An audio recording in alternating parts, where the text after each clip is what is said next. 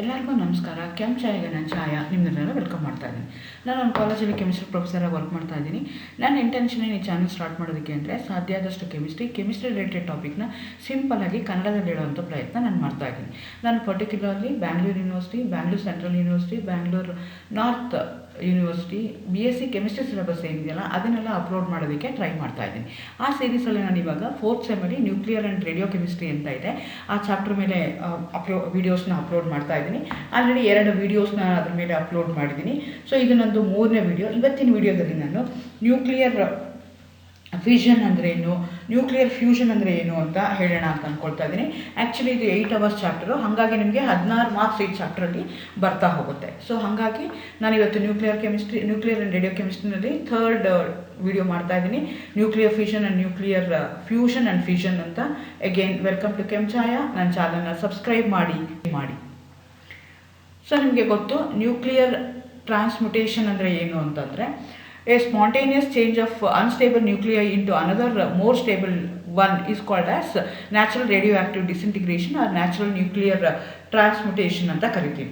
ಅಂದರೆ ಏನಾಗುತ್ತೆ, ನಿಮ್ಮದು ಅಟಾಮಿಕ್ ನ್ಯೂಕ್ಲಿಯನ್ನ ತೊಗೊಂಡಿದ್ದೀವಿ, ಅಟಾಮಿಕ್ ನ್ಯೂಕ್ಲಿಯರ್ ಏನಾದರೂ ಸ್ಟೇಬಲ್ ಆಗಿತ್ತು ಅಂತಂದರೆ ಅದೇನಾಗುತ್ತೆ ಅಂತಂದರೆ ಏನೂ ಆಗಲ್ಲ. ಇಫ್ ಇಟ್ ಈಸ್ ಅನ್ಸ್ಟೇಬಲ್ ಅದೇನಾಗುತ್ತೆ, the try to convert itself into a stable form by losing some particles, some race.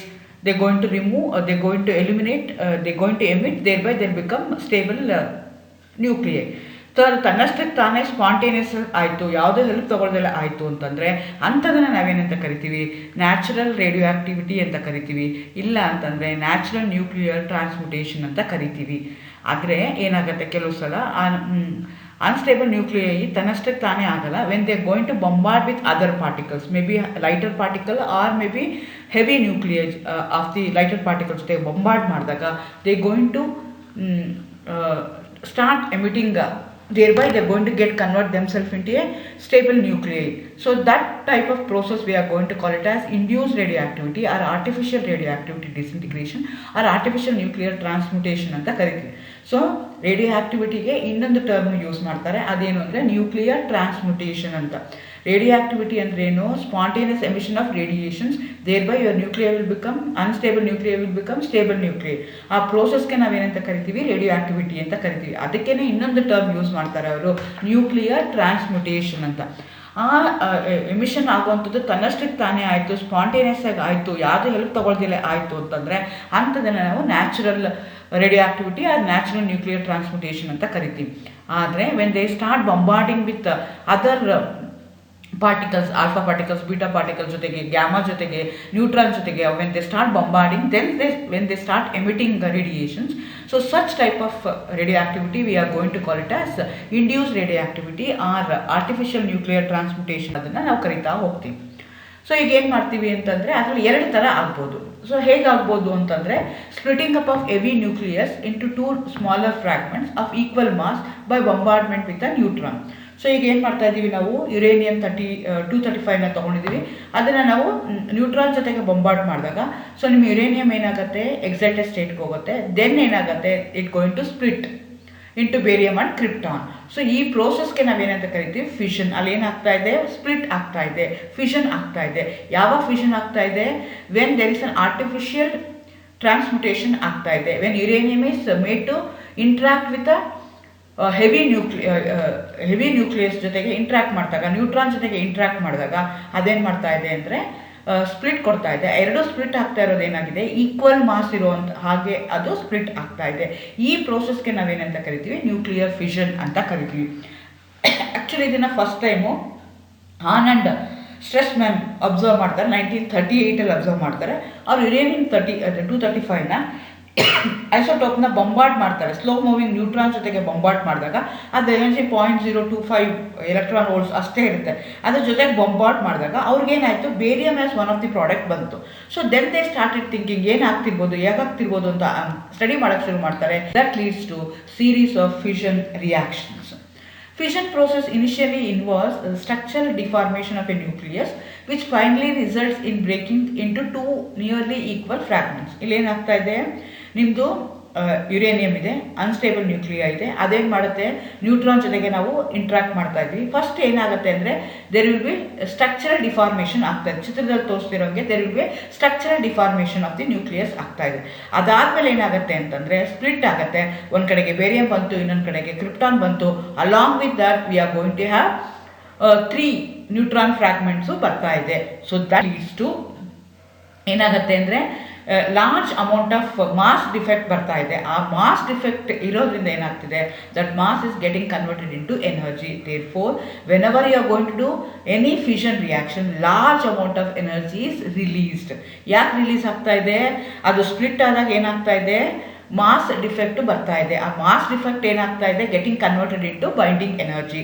ಆ ಮಾಸ್ ಡಿಫೆಕ್ಟ್ ಏನಾಗ್ತದೆ, ಬೈಂಡಿಂಗ್ ಎನರ್ಜಿಯಾಗಿ ಕನ್ವರ್ಟ್ ಆಗ್ತಾ ಇದೆ. ಫಾರ್ ಎಕ್ಸಾಂಪಲ್ ಯುರೇನಿಯಂ 235ನ ತಗೊಂಡ್ರೆ ಒಂದು fusion, 1 atom of the uranium 235ನ ನಾನು ಸ್ಪ್ಲಿಟ್ ಮಾಡ್ತೀನಿ, ಫ್ಯೂಷನ್ ಮಾಡ್ತೀನಿ ಅಂತಂದರೆ it going to equal to energy ಎಷ್ಟು ರಿಲೀಸ್ ಆಗುತ್ತೆ ಅಂದರೆ 211.5 MeV ಅಷ್ಟು ಎನರ್ಜಿ ರಿಲೀಸ್ ಆಗ್ತಾ ಹೋಗುತ್ತೆ. ಆದರೆ ಪ್ರತಿ ಸಲ ಏನಾಯಿತು, ಹಿಂದಿನ ಎಕ್ಸಾಂಪಲ್ ತೊಗೊಂಡಾಗ 235 ತೊಗೊಂಡಾಗ ಬೇರಿಯಮ್ ಕ್ರಿಪ್ಟಾನ್ ಬಂದಮೇಲೆ along with that we are going to have 3 neutrons.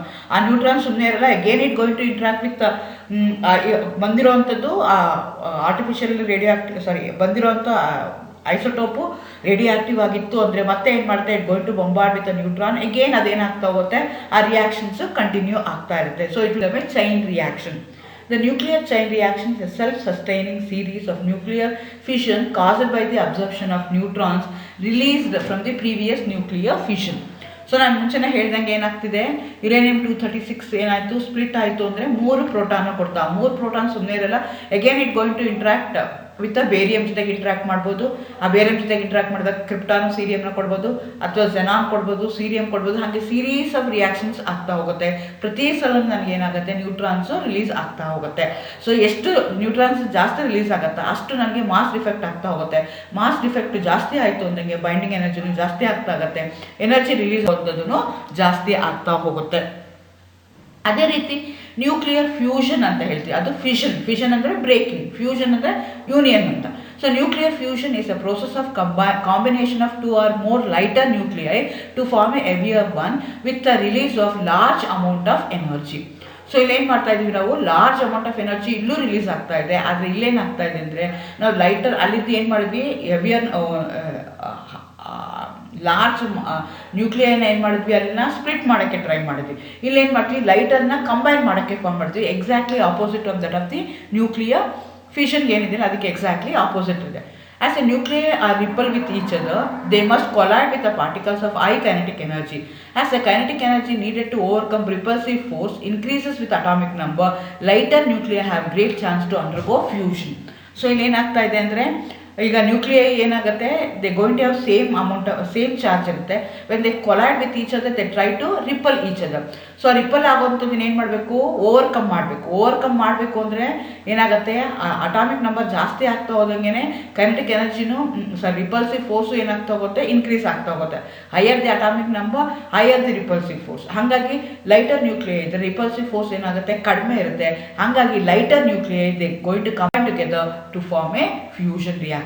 Particularly hydrogen isotopes ಎಲ್ಲದಕ್ಕಿಂತ ಕಡಿಮೆ ಸೈಜ್ ಇರೋವಂಥದ್ದು hydrogen isotopes are most suitable for nuclear fusion. So ಏನಾಗ್ತಾ ಇದೆ, ಫ್ಯೂಸ್ ಆಗ್ತಾ ಇದೆ, ಹೈಡ್ರೋಜನ್ ಫ್ಯೂಸ್ ಆಯಿತು, ಅವಾಗ ಬೀಟಾ ಎಮಿಷನ್ ಆಯಿತು.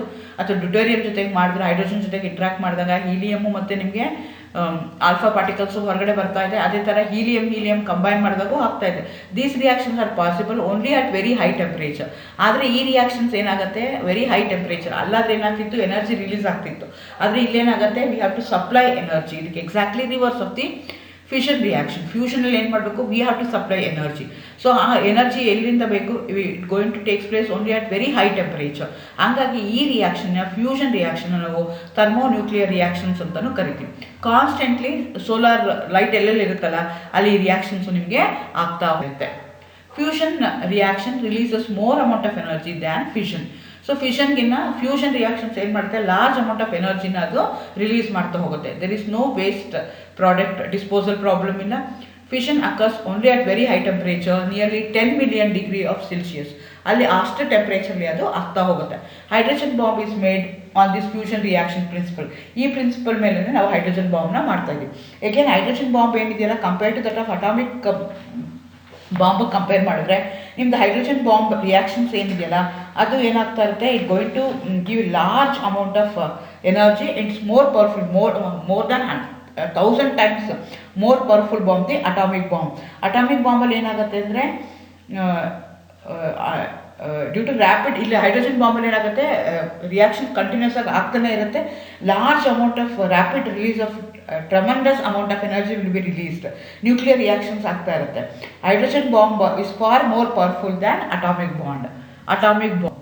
ಸೊ ಹಾಗಾದರೆ ಇವೆರಡಕ್ಕಿರುವಂಥ ಡಿಫ್ರೆನ್ಸ್ ಏನು? ಈಗ ಡಿಫ್ರೆನ್ಸ್ನ ನೋಡ್ಕೊಳ್ತಾ ಹೋಗೋಣ.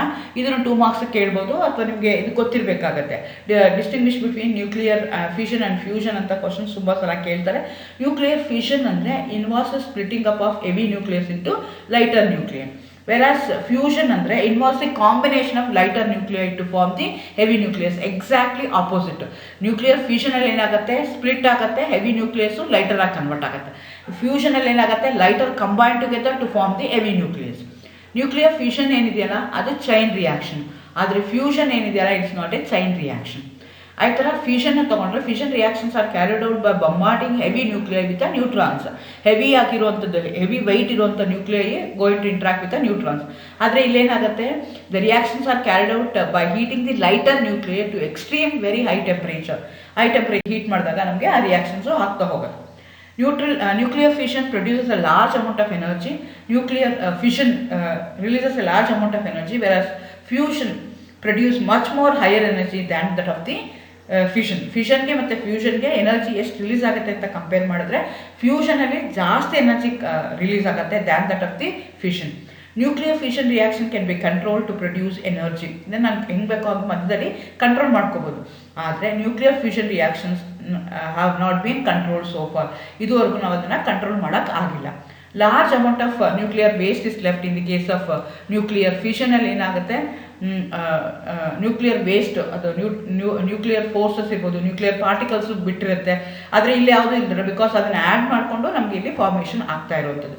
Temperature required for the reaction is not very high in the case of nuclear fission. Other temperature required for the fusion is very high. So these are the some of the factors that is related to nuclear fission and fusion. ನಿಮಗೆ nuclear fission ಅಂದರೆ ಏನು, nuclear fusion ಅಂದರೆ ಏನು, ಅವೆರಡಕ್ಕಿರುವಂಥ difference ಏನು, ಆ ಥರ ಕ್ವಶನ್ಸ್ಗಳನ್ನ ನಿಮಗೆ ಎಕ್ಸಾಮಲ್ಲಿ ಕೇಳ್ತಾ ಇರ್ತಾರೆ. ಸೊ ಹಾಗಾಗಿ ನೀವು ಇದ್ರ ಬಗ್ಗೆ ತಿಳ್ಕೊಂಡಿರಬೇಕು. All the best. Thank you.